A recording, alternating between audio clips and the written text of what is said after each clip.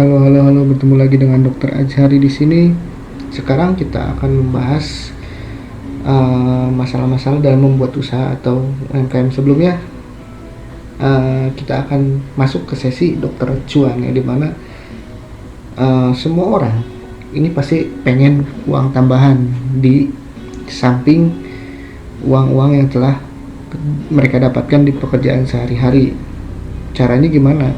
Caranya bisa dari usaha, ya, usahanya bisa usaha kecil, menengah, atau besar, tergantung usaha mereka dalam mencapainya, ya. Nah, kita tidak akan membahas tentang yang enak-enaknya, karena yang enak-enaknya dalam membuat usaha sudah dibahas di tempat lain.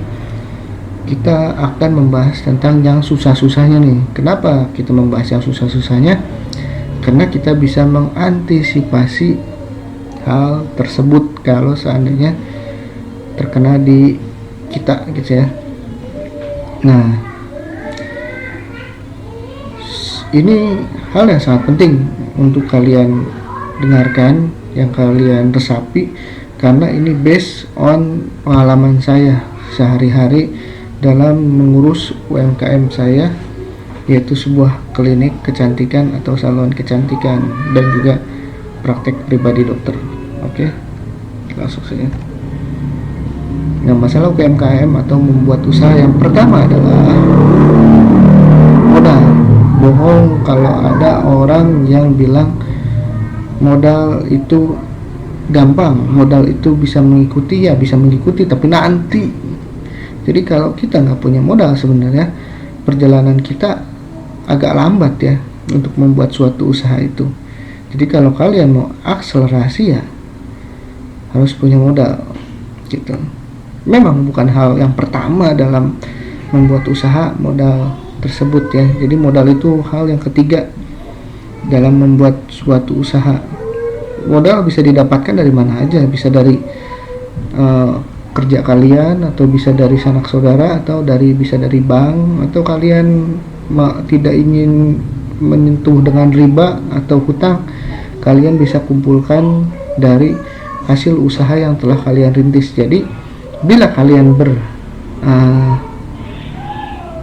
bermasalah dengan modal, jangan mengharapkan, boleh sih berharap, cuma kalau kata saya jangan terlalu berharap untuk akselerasi terlalu cepat, karena ya tetap saja modal itu diperlukan untuk mengakselerasi atau mempercepat perkembangan usaha kita.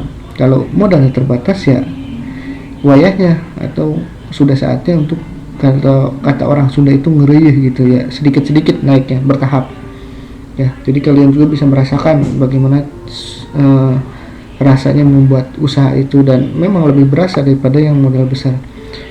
Yang saya pernah dengar, ada satu orang trainer yang bisa mempercepat usaha kalian, tapi harga seminarnya bisa mencapai 80 juta. Ya, pikiran saya, kalau seseorang bisa mengeluarkan uang 80 juta untuk trainer, pasti orang tersebut sudah memiliki modal yang cukup, atau sudah memiliki modal yang mapan untuk membuat suatu usaha. Otomatis ya gampang-gampang aja untuk membuat usaha tersebut. Jadi nggak terlalu sulit gitu untuk mengakselerasi. Tinggal dikasih tahu sedikit langkah-langkah untuk mengakselerasi usahanya, ya cepat dia berkembang. Berbeda dengan bagaimana seorang trainer bisa membesarkan seseorang itu tanpa modal sedikit pun, tanpa disuntik uang sedikit pun, tanpa dibantu secara keuangan tersebut. Ya bisa berkembang, bisa sangat bisa, bahkan bisa sampai kaya juga bisa. Cuma ya bertahap, gitu. Ada tahapan yang nggak bisa langsung loncat, gitu. Itu untuk yang modal. Itu masalah yang terakhir lah kalau kata saya, masalah ketiga. Jadi kalau dari 3 masalah itu, masalah yang bisa disingkirkan dengan cepat, ya, permodalan. Yang kedua, izin. Nah, ini izin itu bisa dibilang gampang-gampang susah, ya. Gemes saya kalau soal izin, apalagi berhubungan dengan birokrasi. Itu karena mental kita masih mental penjajah, masih mental sawer, nggak dibayar gak mau gerak. Oke lah, kalau untuk kota-kota besar reformasi birokrasinya sudah bagus ya, sudah mulai ke online, sudah mulai sedikit lah untuk suap menyuap atau survei menyurvei lalu memberikan sedikit uang gitu. Itu untuk kota besar sudah baru kurang.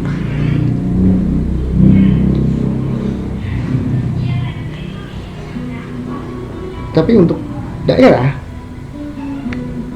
itu masih banyak banget ya yang namanya oknum-oknum. Contoh seperti saya ini, di tempat saya ingin membuka klinik kecantikan, salon kecantikan praktek pribadi dokter ya. Apa yang terjadi? Memang secara administrasi itu tidak ada dicantumkan harus membayar sekian atau retribusi berapa ribu gitu, tidak. Tapi ketika saya datang ke puskesmas yang di tempat tersebut, yang sebenarnya cuma membutuhkan satu, membubuhkan tanda tangan satu saja, kepalanya minta 500.000. Bayangkan, satu tanda tangan yang kata kita, ya apa sih gitu. Sama saya juga seorang pegawai negeri ya, saya juga seorang abdi negara, dihadapkan dengan hal tersebut sempat terhentak juga, loh kok seperti ini gitu, kok perizinan bisa seperti ini gitu. Padahal kita sama-sama PNS, sama-sama tenaga kesehatan gitu, tapi harus bayar juga. Belum lagi saya berangkat ke satu pintu, dinas satu pintu, di sana ditembak lagi berapa ratus ribu. Belum ke dinas lingkungan hidup, ditembak lagi berapa ratus ribu. Yaitu di daerah-daerah itu masih mengakar, dan itu bikin gemes gitu buat orang-orang yang kayak saya nih, yang mau riba aja, mau ngutang aja mikir, apalagi buat nyuap orang gitu. Nah itu yang akan jadi masalah yang kedua. Tapi kalau kalian sudah punya modal dan idealisme kalian tidak sesaklek saya, sekuat saya, ya hal tersebut bukan jadi masalah ya. Nah, sebentar lagi akan ada survei dari satu badan lembaga yang memantau obat dan makanan. Saya tidak tahu nih akan ditembak berapa lagi, karena untuk suap menyuap tersebut sebenarnya bukan si pembuat izin yang minta gitu, bukan saya yang minta, tapi yang minta langsung adalah si lembaga yang bersangkutan gitu. Kita yang punya izin, kita syarat udah lengkap, tinggal dikasih aja ke sana, tinggal diproses. Tiba-tiba di depan pintu, Pak administrasinya sekian ratus ribu, Pak uangnya sekian ratus ribu, padahal tidak tertulis di sana. Itu yang jadi masalah. Nah itu untuk izin. Ya kembali lagi, izin itu ya kita sama-sama abdi negara lah, jangan makan uang haram, ya uang haram dimakan setan gitu ya. Oke. Nah yang paling utama adalah kemauan. Nah kalian udah punya modal banyak, izin kalian udah ada orang yang ngurus gitu ya. Tapi kalau kalian nggak mau, kalau kalian nggak ada keinginan untuk membuat usaha, ya nggak akan terbentuk usaha tersebut gitu. Banyak orang-orang yang seperti itu gitu, uangnya banyak, seperti manajer, sudah jadi manajer atau sudah jadi karyawan di salah satu BUMN gitu, uangnya banyak. Mereka cuma bilang saya pengen buat usaha, tapi nggak ada kemauan dari dirinya, kayak jatuhnya ya nggak akan jadi gitu. Dua hal ini bisa terlewati, modal dan izin ini bisa dilewati kalau kemauannya kuat gitu, kalau keinginannya kuat untuk membuat suatu usaha. Tapi kalau kemauannya kecil dan kegigihannya rendah, ya mau gimana bikin usaha gitu. Yang ada, sekalipun bikin usaha, ya yang ada modalnya aja yang habis, tidak ada tersisa lagi gitu. Oke. Nah dari tiga modal, izin, dan kemauan, yang paling utama adalah kemauan dulu. Kalau kemauan sudah bagus, udah gigih, insya Allah izin dan modal ini bisa diatur. Sedangkan kemauan ini dari insight diri, sesuatu yang bisa dirubah dalam diri sendiri. kalau kata saya yang paling mudah lah gitu kegigihan. Kalau yang ini dari luar nih, kalau dari luar sulit kita merubahnya, seperti izin ini. Saya berharap saya menjadi seorang abdi negara atau PNS itu bisa merubah hal tersebut, bisa merubah birokrasi.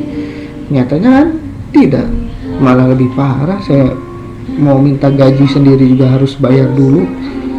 Nah itu ini masalah. Nah yang ketiga modal itu tergantung keyakinan kalian. Kalau keyakinan kalian berhutang kepada bank itu tidak apa-apa, ya silahkan saja. Oke, tapi yang paling penting adalah kemauan. Oke, sekian saja sedikit pengalaman dari saya. Wassalamualaikum warahmatullahi wabarakatuh.